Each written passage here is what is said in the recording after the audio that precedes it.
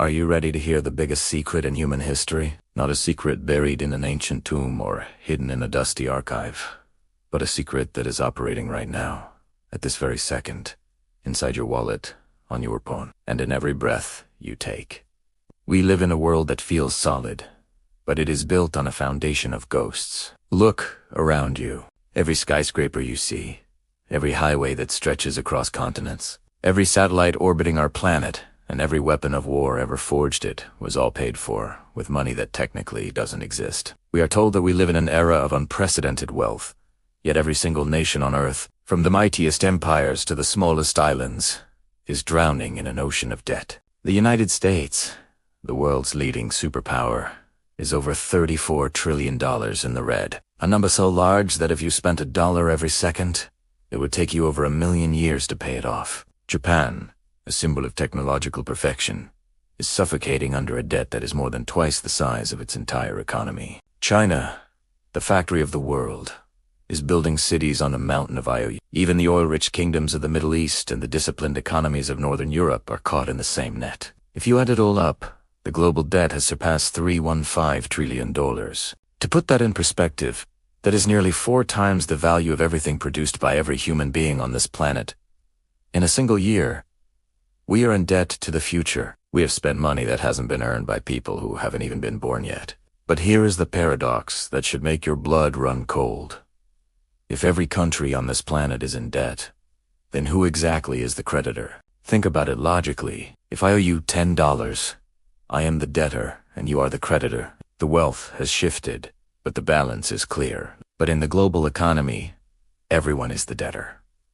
So, who is holding the other end of the rope? Is that a bank on Mars collecting interest from Earth? Are we in debt to an advanced civilization from another galaxy? Of course not. The answer to this question lies buried deep within the heart of the modern financial machine, protected by a fortress of complex jargon and mathematical illusions. It is a secret hidden behind a lie so massive and so ancient that once the veil is lifted, you will never look at a dollar bill or a bank statement the same way again. We have been conditioned by schools, by the media, and by politicians to believe that debt is a temporary burden, a mistake of poor management, a result of a crisis, or a necessary evil for growth. They tell us that if we just work harder, if we just raise taxes or cut spending, we can pay it back.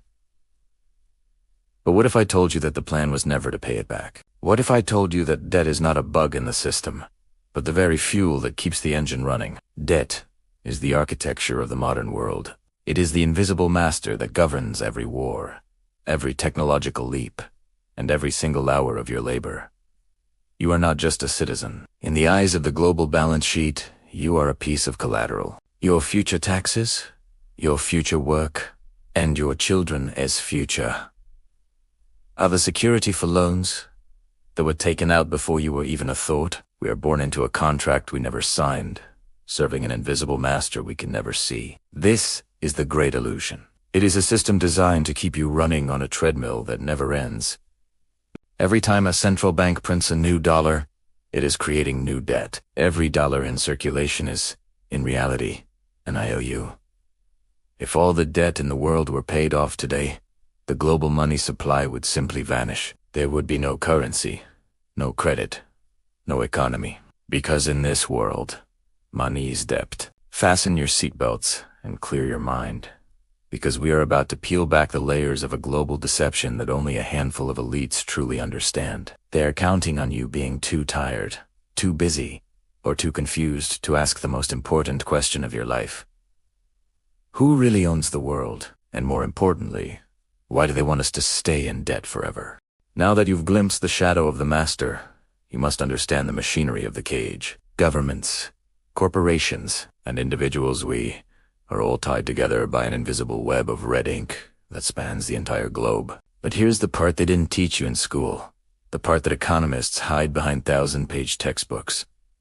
Modern money is not a reward for value. It is a claim on future labor. Global debt has reached a staggering $315 trillion, nearly 3 times the size of the entire world's actual economic output. You might think this money is stored in a giant, golden vault deep beneath a mountain, guarded by elite soldiers, but the reality is far more terrifying. There is no vault. There is no gold.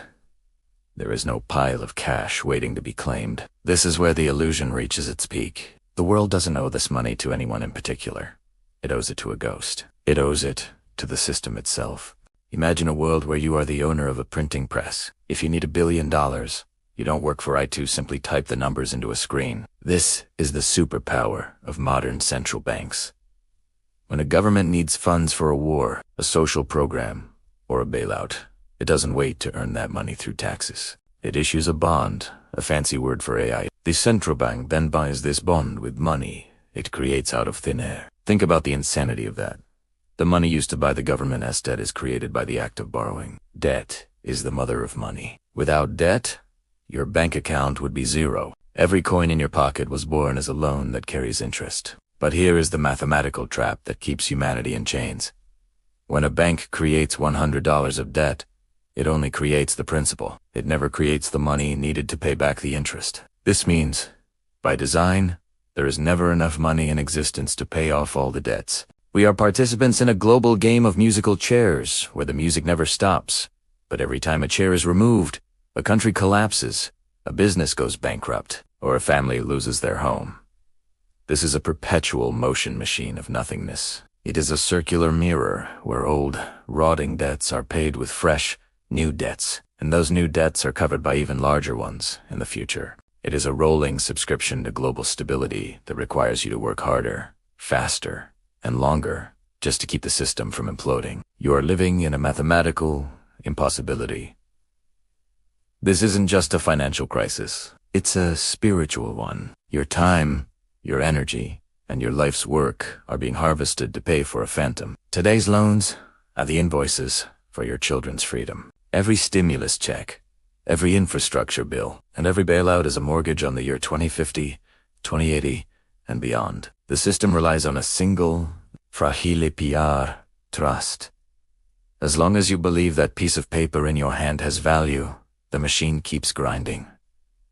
But look closely at the gears. Can you hear the grinding of the metal? Can you see the cracks in the foundation? The elite know that the loop cannot last forever, but they are you and trying to fix it. They're just trying to be the ones holding the real assets. When the music finally stops, the question isn't whether the system will fail. The question is, when the illusion of money vanishes, what will be left to the world they built with your debt? So, here we stand at the edge of the abyss. We have looked into the heart of the machine, and we have seen that it is powered by a vacuum. The global debt is not a mountain to be climbed. It is a black hole that consumes the light of our future. But why? Why build a world on a lie that is destined to collapse? The answer is as old as civilization itself. Control. A person in debt is a person who cannot say no. A nation in debt is a nation that has surrendered its sovereignty. When you owe the bank your house, the bank owns your movements. When a country owes the system its future, the system owns its laws, its resources, and its soul. Debt is the most sophisticated form of slavery ever devised, because the chains are made of digital numbers and the prison bars are invisible. But every illusion has an expiration date. We are approaching a moment of historical reckoning. The math no longer adds up. The printing presses are running hot, the interest rates are a jagged knife, and the trust that holds it all together is fraying at the edges. The elites aren't preparing to save the system, they are preparing for what comes after the system. They're moving into hard assets land energy, gold, while they leave the rest of us holding the digital paper. They want you to stay distracted. They want you to argue about politics, celebrity gossip, and trivial wars, while the very ground beneath your feet is being mortgaged. They want you to believe you are free because you can choose your clothes, but they hope you never realize you cannot choose your destiny. But now, the veil has been lifted. You can no longer pretend that the money in your pocket is a neutral tool. It is a tether. You are a participant in a game you never agreed to play, but knowledge is the first step toward the exit.